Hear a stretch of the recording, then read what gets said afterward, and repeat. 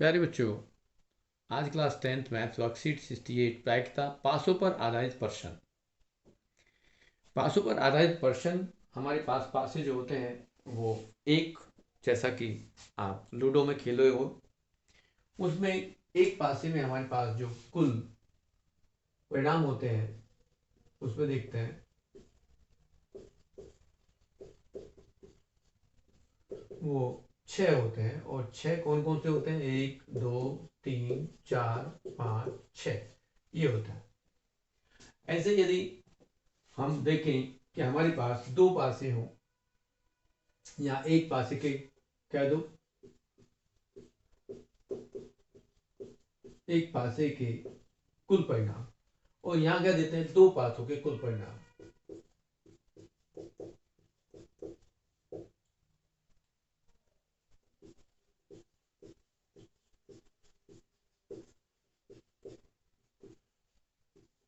वो हो गई 36।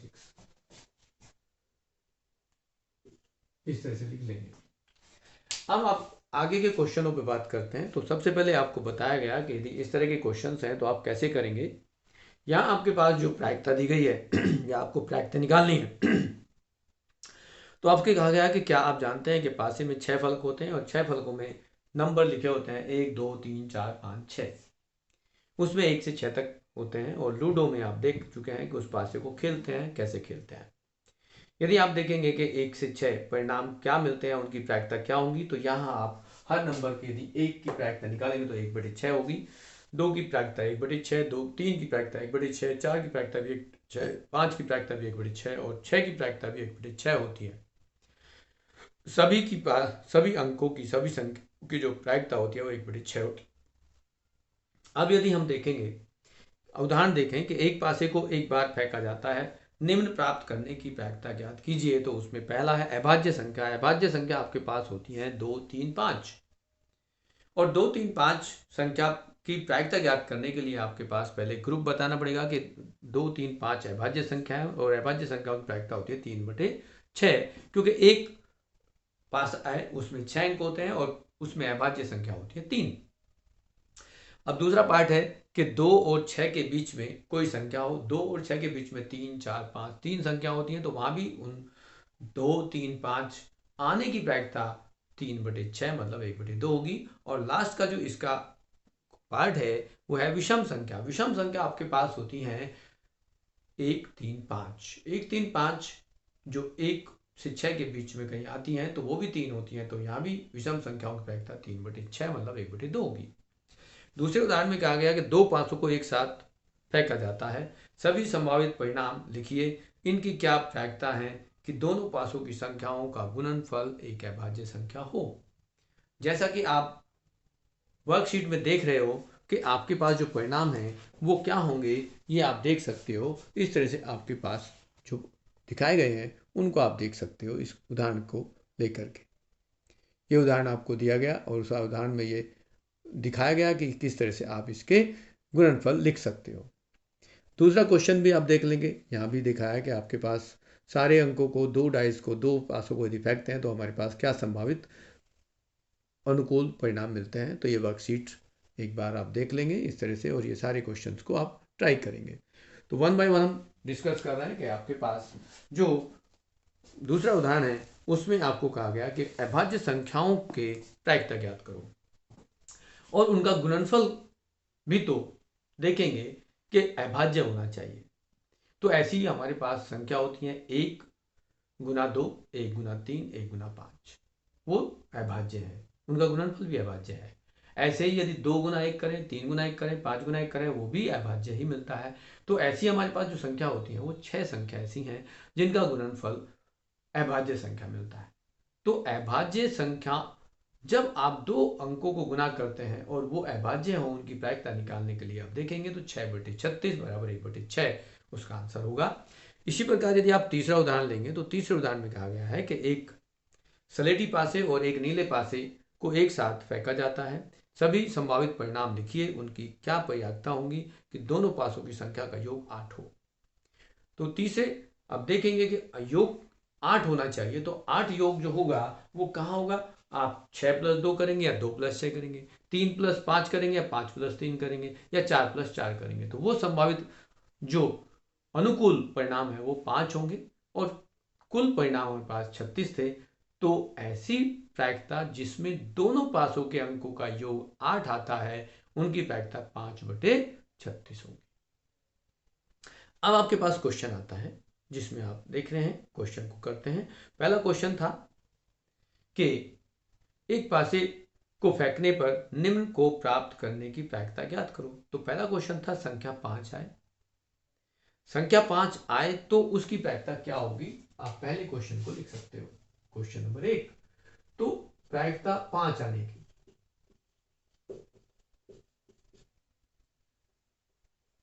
5 आने की इस तरह से लिख सकते हो।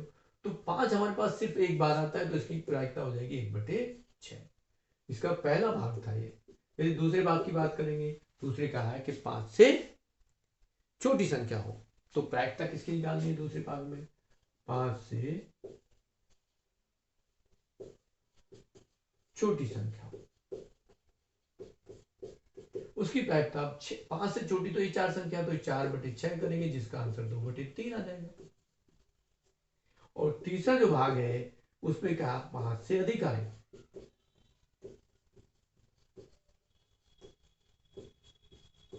5 से अधिक संख्या सिर्फ आपके पास एक ही है,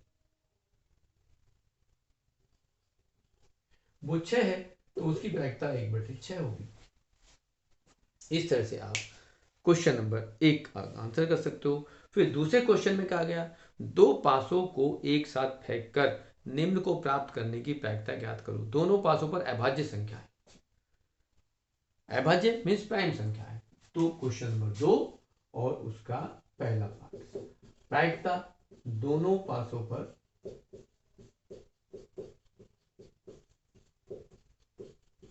अभाज्य संख्या हो।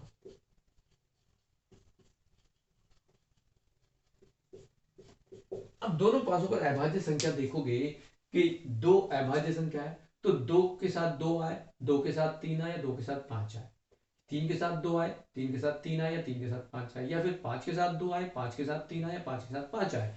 तो ये हमारे पास 9 ऐसे अनुकूल परिणाम है जिनमें दोनों में अभाज्य संख्या है, और कुल परिणाम हमारे पास 36, तो इसका आंसर हो जाएगा 1/4।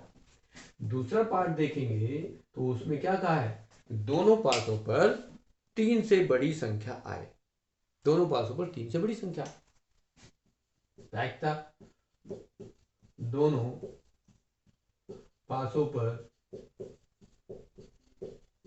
3 से बड़ी संख्या हो।